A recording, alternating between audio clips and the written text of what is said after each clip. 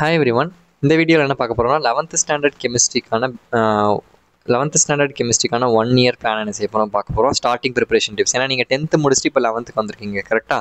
So 10th முடிச்சுட்டு 11th வரும்போது 10th ஒரே சயின்ஸ்னு படிச்சிருவோம். பட் 11th வரும்போது கெமிஸ்ட்ரி, ஃபிசிக்ஸ், பயாலஜின்னு இருக்குது. இப்போ இந்த கெமிஸ்ட்ரியிலுமே inorganic chemistry, physical chemistry, organic கெமிஸ்ட்ரின்னு 3 பிரித்து உள்ளே இருக்கும். அப்போ எப்படி நம்ம அப்ரோச் பண்ணணும்னு ஃபஸ்ட் நம்மளுக்கு என்ன செய்யணும் தெரியணும். ஸோ இந்த வாட்டி நம்ம 11th நிறைய வீடியோஸ் போட போகிறோம். So please all like and share with your friends. Subscribe பண்ணிக்கோங்க. அண்ட் உங்கள் ஜூனியர்ஸ் இல்லை உங்கள் ஃப்ரெண்ட்ஸ் 10th 9th படிக்கிறாங்க அப்படின்னா அவங்களுக்கும் நம்ம சேனல் வந்து 9th and 10th ஒரு சேனல் தனியாக ஸ்டார்ட் பண்ணியிருக்கோம். MCP மாஸ்டர்ஸ்லேயே 9, 10. ஸோ அதில் ஷேர் பண்ணுங்கள். அந்த சேனல் அவங்களுக்கு ஹெல்ப்ஃபுல்லாக இருக்கும். சரியா? So 11th chemistry first syllabus பார்த்தீங்கன்னா நல்லா புரிஞ்சுக்கோங்க. கெமிஸ்ட்ரி சொன்ன மாதிரி இன்ஆர்கானிக், ஃபிசிக்கல், ஆர்கானிக்னு 3 பார்ட் ஆஃப் கெமிஸ்ட்ரி இருக்குது. Inorganic chemistry, organic chemistry, physical கெமிஸ்ட்ரின்னு. அதில் ஃபஸ்ட்டு 5 சாப்டர் இருக்குல்ல, some basic concepts of chemistry, atomic structure, periodicity, hydrogen, s block elements, இது எல்லாமே இன்ஆர்கானிக் கெமிஸ்ட்ரி கீழே வர topics. Then gaseous state, thermodynamics, equilibrium, solution, chemical bonding, 6லேருந்து 10 வரைக்கும் இருக்க சாப்டர்ஸ் எல்லாமே ஃபிசிக்கல் கெமிஸ்ட்ரிக்கு கீழே வர சாப்டர்ஸ். புக் இல்லைனா நம்ம ஆன்லைன்லேயே இப்போ www.tntextbooks.com வெப்சைட்டில் போனீங்கன்னா அங்கேயே நீங்கள் என்ன செஞ்சுக்கலாம், புக்ஸ் எல்லாமே ஆன்லைனில் அவைலபிளாக இருக்குது. PDF டவுன்லோட் பண்ணி படிக்க ஆரம்பிச்சிடலாம். Then 11, 12, 13, 14, 15 general organic chemistry, basics of organic reactions, hydrocarbons, haloalkanes, haloarenes, environmental chemistry, இது எல்லாமே ஆர்கானிக் கெமிஸ்ட்ரி சாப்டர்ஸ் கீழே வருது. இல்லை அந்த 13, 14 தான் கொஞ்சம் டிஃபிகல்ட்டாக எல்லாருமே ஃபீல் பண்ணுறது. பிகாஸ் 10th வந்து அப்படி டேரெக்டாக வரும், நிறைய ரியாக்ஷன்ஸ், மெக்கானிசம்ஸ்லாம் படிக்க போகிறோம். பட் அதை பற்றி கவலைப்படாதீங்க, ஈஸியாக நான் என்ன உங்களுக்கு சொல்லி கொடுத்துருவேன். ஸோ இதுதான் சிலபஸோட ஓவர்வியூ. இப்போ பார்த்தீங்கன்னா பேட்டர்ன் வந்து 15 1 மார்க்ஸ் இருக்க போது. நம்மளுக்கு புதுசாக நீங்கள் படிக்க போகிறீங்கல்ல, ஸோ 15 1 மார்க்ஸ் இருக்கும், 6 2 மார்க்ஸ் இருக்கும். 9 கொடுத்து 6 2 மார்க்ஸ், 9 கொடுத்து 6 3 மார்க்ஸ் எழுதணும். 5 5s 25 5 மார்க்ஸ், சாரி 5 5s 25, இது 5 மார்க்ஸில் 5 கேட்க போகிறாங்க. பட் இந்த 2 மார்க்கில் ஒரு கொஸ்டின் கம்பல்சரி, 3 மார்க்லேயும் ஒரு கொஸ்டின் கம்பல்சரியாக இருக்கும். நீங்கள் ஆல்ரெடி கம்பல்சரிலாம் 10th படிச்சு எழுதிருப்பீங்கல்ல, ஸோ அது மாதிரி ஒரு கம்பல்சரி கொஸ்டின் இருக்கும். இப்போ நம்மளுக்கு வெயிட்டேஜ் பார்த்தீங்கன்னா இன்ஆர்கானிக் கெமிஸ்ட்ரின்னு சொன்னேன்ல, இன்ஆர்கானிக் கெமிஸ்ட்ரினா நம்மளுக்கு என்னென்ன லெசன்ஸ்லாம் சொன்னேன். இன்ஆர்கானிக் கெமிஸ்ட்ரினா இன்ஆர்கானிக் கெமிஸ்ட்ரி லெசன்ஸ் என்னது, லெசன் 1 to 5 தான் இன்ஆர்கானிக் கெமிஸ்ட்ரி. அந்த 1 to 5 இன்ஆர்கானிக் கெமிஸ்ட்ரிலேருந்து எத்தனை கொஸ்டின்ஸ் நம்மளுக்கு வரும்னா 5 1 மார்க் வரும், 3 2 மார்க் வரும், 3 3 மார்க் வரும், 3 5 மார்க் வரும். இது வந்து ஃபஸ்ட்டு 5 லெசன்லேருந்து மட்டும் இத்தனை கொஸ்டின் வரும். தென் ஆர்கானிக் நம்ம பார்த்தோம். ஆர்கானிக் என்னது 11 to 15, லெசன் 11 to 15 தான் ஆர்கானிக் கெமிஸ்ட்ரி. ஸோ அந்த ஆர்கானிக் கெமிஸ்ட்ரிலேருந்து 5 1 மார்க் வரும், 3 2 மார்க் வரும், 3 3 மார்க் வரும், 3 5 மார்க் வரும். அதே மாதிரி ஃபிசிக்கல் எடுத்துக்கிட்டிங்கன்னா ஃபிசிக்கல் வந்து என்னது லெசன் 6 to 10 தான் நம்மளுக்கு ஃபிசிக்கல் சாப்டர்ஸ் கரெக்டாக. ஸோ அந்த ஃபிசிக்கல் சாப்டர்லேருந்து 5 1 மார்க் வரும், 3 2 மார்க், 3 3 மார்க், 3 5 மார்க். அப்போ பார்த்தீங்கன்னா இன்ஆர்கானிக் ஃபஸ்ட்டு 5 லெசனும், அடுத்து ஆர்கானிக் 11 to 15, ஃபிசிக்கல் 6 to 10, இது எல்லாமே ஈக்குவல் வெயிட்டேஜ். இன்ஆர்கானிக்ல இருந்தும் நம்மளுக்கு 5 1 வேர்டு, 3 2 மார்க், 3 3 மார்க், 3 5 மார்க் கேட்குறாங்க. அதே மாதிரி ஆர்கானிக்லேயும் ஈக்குவலாக கேட்குறாங்க, ஃபிசிக்கல்லி ஈக்குவலாக கேட்குறாங்க. அப்போது நம்மளுக்கு 3 பார்ட் ஆஃப் கெமிஸ்ட்ரியுமே ரொம்ப ரொம்ப இம்பார்ட்டன்ட். அண்ட் இன்னும் ஒரு 5 மார்க் எக்ஸ்ட்ரா இருக்கு. ஏன்னா 10 கொடுத்து 5 எழுதணும் எய்தர் ஆர் சாய்ஸில். ஏஆர்பி அது மாதிரி இருக்கும். நம்ம இன்னும் டீட்டெயிலாக பேசலாம் அதை பற்றிலாம். ஸோ ஒரு 5 மார்க் மட்டும் எதுலேருந்துனாலும் கேட்பாங்க. இன்ஆர்கானிக்லேருந்து கேட்பாங்க, ஆர்கானிக், ஃபிசிக்கல் எதுனாலும் எக்ஸ்ட்ரா ஒரு 5 மார்க் என்ன செய்யும் வரும். இப்போது இந்த ஆர்கானிக் தான் நிறைய பேர் டிஃபிகல்ட்டாக ஃபீல் பண்ணி கம்ப்ளீட்டாக இதெல்லாம் விட்டுருவாங்க. அப்படிலாம் கிடையாது. சரியா? 11 12 15 ஈஸி சாப்டர்ஸ் தான். 13 14 கொஞ்சம் கஷ்டமாக இருக்கும், அதையும் நான் உங்களுக்கு ஈஸியாக்கி கொடுத்துருந்தேன். அதனால் ஆர்கானிக்கை அப்படியே விட்டுறணும்னு தயவு செஞ்சு நினைக்காதீங்க. ஏன் ஆர்கானிக் அப்படியே விடாதீங்கன்னு சொல்கிறேன்னா, இங்கே கஷ்டமாக இருக்குது நீங்கள் மார்க்குக்காக. ஏன்னா 11th நம்ம பப்ளிக் எக்ஸாம் கிடையாது, ஸோ மார்க் தேவை கிடையாது, விட்டுறலாம், பிரச்சனை இல்லைன்னு வச்சுக்கோங்களேன். இந்த நீட் எழுத போகிறவங்களுக்கு full basics of organic chemistry இந்த 13th லெசன், இந்த 14th லெசன், 11 12 13 14 இந்த 4 லெசனில் தான் full basics of organic chemistry இருக்குது. சரி, அவங்க கண்டிப்பாக நீங்கள் தெரிஞ்சு வச்சுக்கோங்க. ஏன்னா இல்லை நான் அப்புறம் போய் கோச்சிங் சென்டரில் படிச்சுப்பேன், இல்லை எனக்கு சிபிஎஸ்சி புக்கை பார்த்து படிச்சுப்பேன். எப்போ நம்ம படிக்கிறோம்னாலும் இப்போ நம்மளுக்கு ஒரு சான்ஸ் இருக்கும்போது அதை என்ன செய்யுங்க, தயவு செஞ்சு கரெக்டாக யூட்டிலைஸ் பண்ணுங்க. ஏன்னா நீட் கொஸ்டினோட ஸ்டாண்டர்ட் எல்லாமே இன்க்ரீஸ் ஆயிடுச்சு. தென் அதே மாதிரி இப்போ 11th முடிச்சுட்டு கண்டிப்பாக 12th எல்லாரும் படிப்பீங்க. 12th உங்களுக்கு மார்க் வேணும் அப்படின்னு உங்களுக்கு எல்லாருக்குமே மைண்ட் செட் இருக்குல்ல.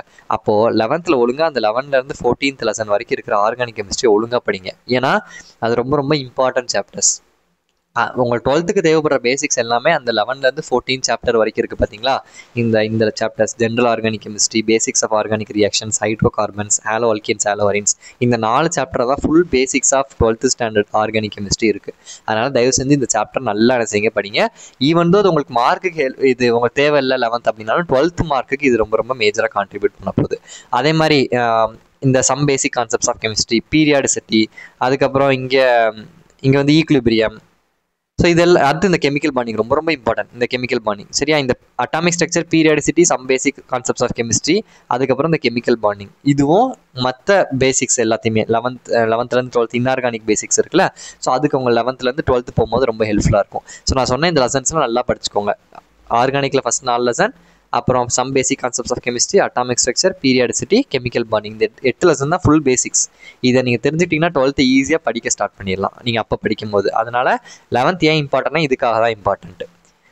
சரி, இன்ஆர்கானிக் இந்த ஃபஸ்ட் 5 லெசன் இருக்குது பார்த்தீங்களா, இன்ஆர்கானிக் வந்து லெசன் 1 to 5. அந்த லெசன் 1 to 5 வந்து நம்ம எப்படி அப்ரோச் பண்ணணும், ஏன்னா இன்ஆர்கானிக் ஒரு மாதிரி படிக்கணும், ஆர்கானிக் ஒரு மாதிரி படிக்கணும், ஃபிசிக்கல் ஒரு மாதிரி படிக்கணும்.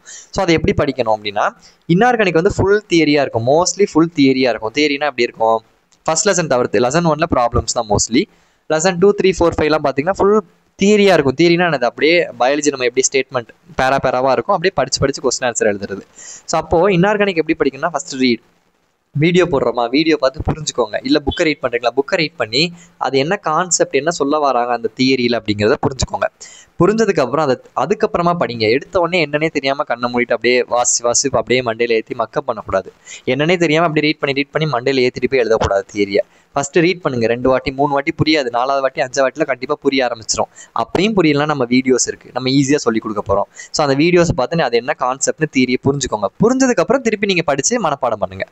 அதுக்கப்புறம் அடிக்கடி நம்ம ரிவைஸ் பண்ணால் தான் நம்ம மண்டையில் நிற்கும், இல்லைனா மறந்துடும். ஏன்னா எக்ஸாம்ஸ்க்கு 1 வருஷம் இருக்குது. ஜூன் மாதம் படிக்கிறது நமக்கு அடுத்த ஏப்ரலில் ஞாபகம் இருக்காது, மார்ச்சில். ஸோ அப்போ நான் எல்லா எக்ஸாமுக்கும் நம்ம ரிவைஸ் பண்ண அது ஞாபகம் நம்மளுக்கு இருக்கும். சரியா? ஸோ வீடியோ நோட்ஸ் எடுத்து படித்து அதுக்கப்புறம் என்ன செய்யுங்க, ரிவைஸ் பண்ணுங்கள். ஸோ இது சாப்டர் 1லேருந்து 5 வரைக்கும் இப்படி சொல்லியிருக்கேன். ஃபிசிக்கல் கெமிஸ்ட்ரியை பொறுத்தளவுக்கு தியரியும் இருக்கும், கால்குலேஷன்ஸ் டெரிவேஷன்ஸும் இருக்கும். ஸோ தியரி இப்போ நான் சொன்னேன்ல இன்ஆர்கானிக் எப்படி படிக்கணுமோ அதே மாதிரி படிங்க. கால்குலேஷன்ஸை பொறுத்தளவுக்கு ஃபார்முலாஸ் நம்மளுக்கு ரொம்ப இம்பார்ட்டன்ட். ஸோ ஃபார்முலாஸ் படித்து பேசிக் மேக்ஸ் நம்மளுக்கு தெரியும். பேசிக் மேக்ஸ்னால் இப்போ நீங்கள் படிப்பீங்க 11th இன்டகிரேஷன், டிஃப்ரென்ஷியேஷன்லாம் படிக்க போகிறீங்க. ஸோ அது ஒரு சில இடத்துல யூஸ்ஃபுல்லாக இருக்கும். அதனால நீங்கள் மேக்ஸையும் ஒழுங்காக, மேக்ஸும் இதுவும் இன்டர் கனெக்டட் தான். ஸோ மேக்ஸில் வந்து நீங்கள் டிஃப்ரென்ஷியேஷன், இன்டகிரேஷன் இதெல்லாம் நீங்கள் படிப்பீங்க, ஆல்ஜிப்ராலாம் படிப்பீங்கல்ல. ஸோ அது எல்லாமே உங்களுக்கு என்ன செய்ய போகுது, இந்த இடத்துல ஃபிசிக்கல் கெமிஸ்ட்ரியில் யூஸ்ஃபுல்லாக இருக்கும். ஸோ அதை நம்ம பேரலாக பார்க்கலாம். தென் ஆர்கானிக்கை பொறுத்தளவுக்கு 11, 12, 15 இந்த 3 லெசனில் பெரிய ரியாக்ஷன்ஸ் எதுவுமே கிடையாது, ஈஸியாக படிச்சிடலாம். பட் 13th லெசனும் 14th லெசனும் கொஞ்சம் full reactions and mechanism based lesson. So அதை நான் உங்களுக்கு கண்டிப்பாக டீட்டெயில்டாக நடத்துகிறேன், பேசிக்லேருந்து நடத்துகிறேன். ஏன்னா நீங்கள் இங்கே பேசிக்ஸை நல்லா புரிஞ்சுக்கிட்டாதான் 12th நல்லா போய் படிக்க முடியும். ஏன்னா 12th வரவங்க எல்லாருமே என்ன பேசிக்ஸ் போடுங்க, இன்ஆர்கானிக் பேசிக்ஸ் போடுங்க, ஆர்கானிக் பேசிக்ஸ் போடுங்க, நாங்கள் பேசிக்ஸ் ஸ்க்ராட்ச்லேருந்து படிக்கணும்னு நினைக்கிறோம், பேசிக்ஸ் தனியாக வீடியோ போடுங்கன்னு சொல்கிறாங்க. 11th நீங்கள் படிச்சிட்டிங்கன்னா 12th பேசிக்ஸ் தனியாக படிக்கணும்னு அவசியமே கிடையாது. சரியா? So that is what I am saying. And அந்த 11th 12th இதையும் நல்லா நீங்கள் படிச்சிங்கன்னா தான் 13th 14th புரியும். ஏன்னா 13, 14க்கான பேசிக்ஸ் 11th 12th இருக்குது. ஸோ அப்போ நம்ம ஆர்கானிக் 4 லெசனுமே இன்டர் கனெக்டடாக இருக்கும். அதை நம்ம ரொம்ப டீட்டெயில்டாக என்ன செய்யலாம் பார்க்கலாம். சரியா? ஸோ இப்போ நம்ம சேனல்லேருந்து என்ன பிளான் பண்ண போகிறோம், லெக்சர்ஸ் எல்லா சப்ஜெக்டில் எல்லா சாப்டர்ஸ்க்கும். லைக் இப்போ பார்த்தீங்கன்னா நான் இதுக்கு முன்னாடி என்னெல்லாம் நடத்தியிருக்கேன்னா, 2nd லெசன் கம்ப்ளீட்டாக முடிச்சிருக்கேன், 5th லெசன் முடிச்சிருக்கேன், அதுக்கப்புறம் பார்த்தீங்கன்னா 6th லெசன். இந்த 3 லெசன் நம்ம வந்து 1 ஷாட் ஒரே வீடியோவாக இது எல்லாத்தையும் நம்ம என்ன செஞ்சிருக்கோம், கவர் பண்ணியிருக்கோம். 5th லெசனுக்கு ஒரு 4 லெக்சர் இருக்கும். 2nd லெசன் 6th லெசன் ஒரே வீடியோவில் நான் முடிச்சிருக்கேன். இப்போ மீதி என்ன சாப்டர்லாம் இருக்குது, 1 இருக்குது, 3 இருக்குது, இந்த என்னென்ன சாப்டர்ஸ்லாம் ரிமைனிங் இருக்கோ எல்லா சாப்டர்ஸும் நான் செய்ய போகிறேன், இந்த வாட்டி நடத்த போகிறேன். ஒரே வீடியோவாக வேணுமா, 4 hour 5 hour ஒரே வீடியோவாக வேணுமா, இல்லைனா பார்ட் 1, பார்ட் 2, பார்ட் 3, பார்ட் 4 4 வீடியோவாக ஒரு லெசனுக்கு போடணுமா அப்படிங்கிறது நீங்கள் கமெண்ட் பண்ணுங்கள். சரியா? ஒரே வீடியோவாக வேணுமா ஒரு லெசனுக்கும், இல்லை 4 பார்ட் 5 பார்ட்டாக பிரித்து போடணுமா? ஏன்னா ஒரு பார்ட் 1 hour இருக்கும். சரியா? அப்போ ஒரு 4 hourல 4 பார்ட் வீடியோவாக முடிக்கணுமா, 4 நாளாக வேணுமா, இல்லைனா ஒரே வீடியோவில் 4 மணி நேரம் கவர் பண்ணி ஒரு லெசனை முடிக்கணுமா நீங்கள் சொல்லுங்கள். நெக்ஸ்ட் எக்ஸாமுக்கு முன்னாடி இம்பார்ட்டன்ட் கொஸ்டின்ஸ், ரிவிஷன்ஸ், ப்ராப்ளம்ஸ் எல்லாமே நம்ம நடத்த போகிறோம். ஸோ அதுவும் உங்களுக்கு ஹெல்ப்ஃபுல்லாக இருக்க போகுது. 11th important because it is a basic for 12th, அதை நான் சொல்லிட்டேன். So this is what 11th ஸ்டூடெண்ட்ஸ்க்கு இந்த வாட்டி நம்ம என்ன செய்ய போகிறோம், we are going to teach. ஏன்னா நம்ம 12th ஆல்ரெடி முடிச்சுட்டு அவங்களுக்கு நம்ம நடத்த போகிறோம். பட் 11th பேரலாக நான் நடத்த போகிறேன். ஸோ நீங்கள் என்ன சொல்கிறீங்களோ அதுக்கேற்ற மாதிரி நம்ம என்ன செய்யலாம், லெசன்ஸ் கொண்டு போகலாம். So please all like and share with your friends. Thank you for your support. Thank you.